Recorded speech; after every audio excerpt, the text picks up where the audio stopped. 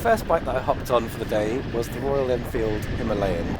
Now, I do really like these. I tried them once or twice before at Adventure Bike Rider Festival, and I genuinely prefer the new one to the old one. Although, on paper, it's quite a heavy bike, you don't feel that weight at all when you hop on it and start riding. It just sort of magically disappears, and it immediately inspires confidence to go skipping through these puddles, even on a set of 50/50 adventure bike tyres.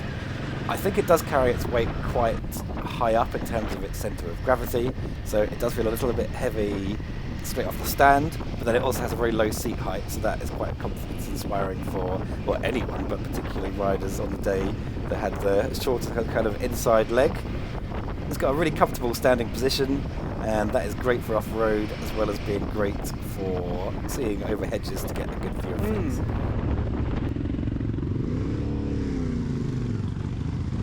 The second bike that I hopped onto was the CF Moto 450 MT, which is a pretty new and exciting bike that's just kind of recently hit the adventure bike market and has been heralded by many, Nathan included, as a bit of a potential unicorn in terms of having everything you need to go exploring. He warned me before we set off that the suspension is quite firm, and that's certainly true versus the Himalayan. It feels a lot more taut, and it's certainly, as standard, more firm feeling. However, the damping is really, really good, and it's one of those bikes, which Nathan also mentioned, that the faster you start to go, not stupidly fast, but as soon as you start to pick up the pace a little bit, the suspension just starts to really work well, and it just starts to really make sense.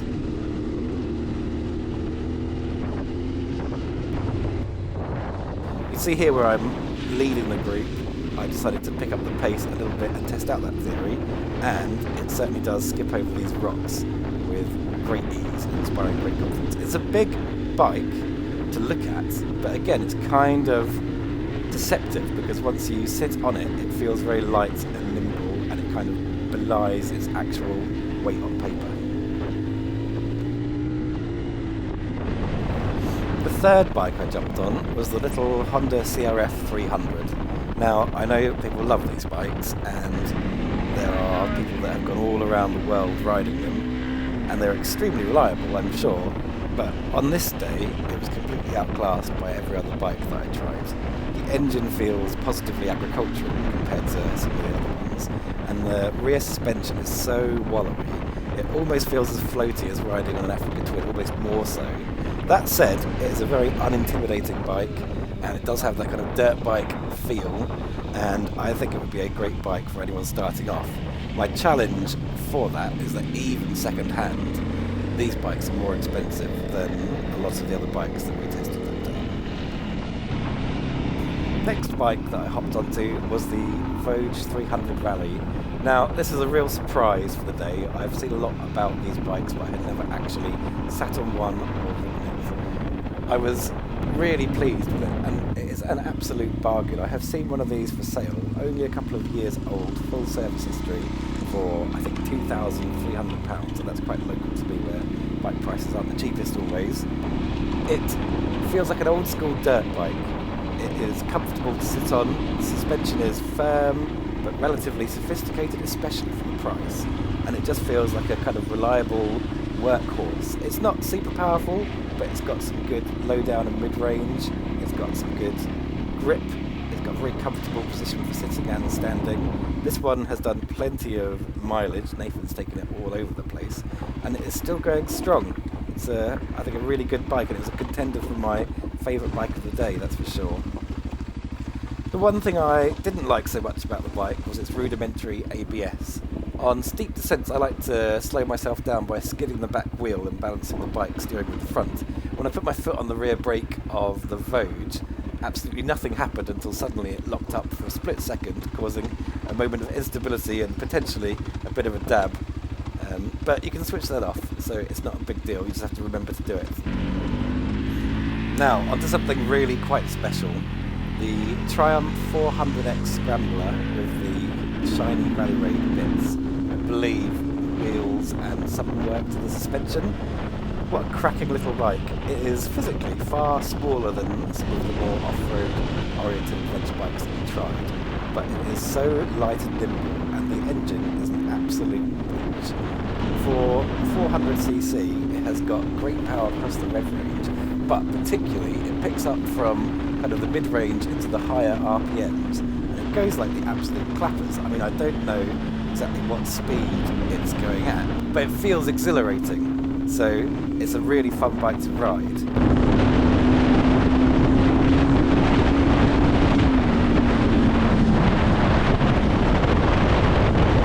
Also, not at all bad off-road, considering it has only got a smaller front wheel. It's also got a very wide tyre on it. I think its steering geometry and its overall size and kind of mass makes it a surprisingly good all-rounder.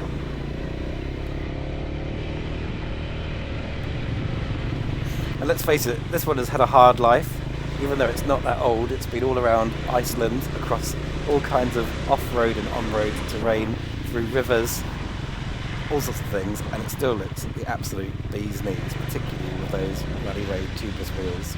The final bike I tried on the day was the BMW 310 GS.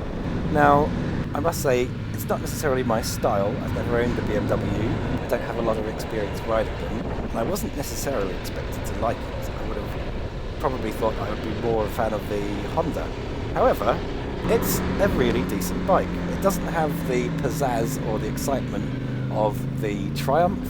It doesn't have the kind of solid feel of the Vogue. It's certainly a lot more expensive than both of those bikes, but it does the job really well. It's comfortable and actually it propels you along quite well for the size of the engine.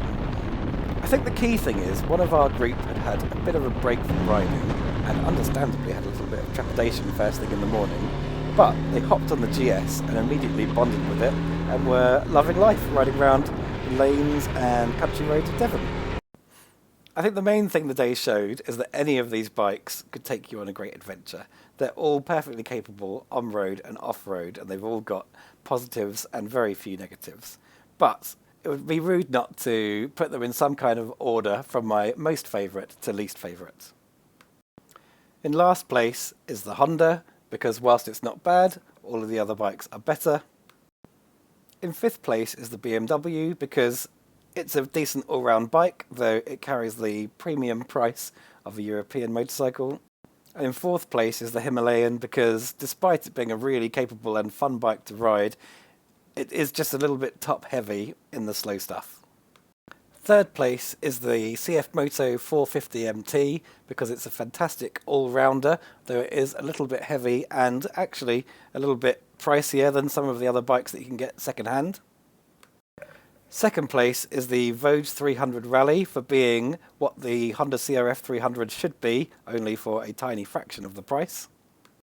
And first place, not the winner I was expecting, is the Triumph 400X. It can do all the things it needs to. It may not be the best at it, but it was the most fun I had on any bike that day. But don't just take my word for it. You can book your own A2 Adventure Day with Nathan Millwood and Dorothy's Speed Shop. I've put the link below, so check that out.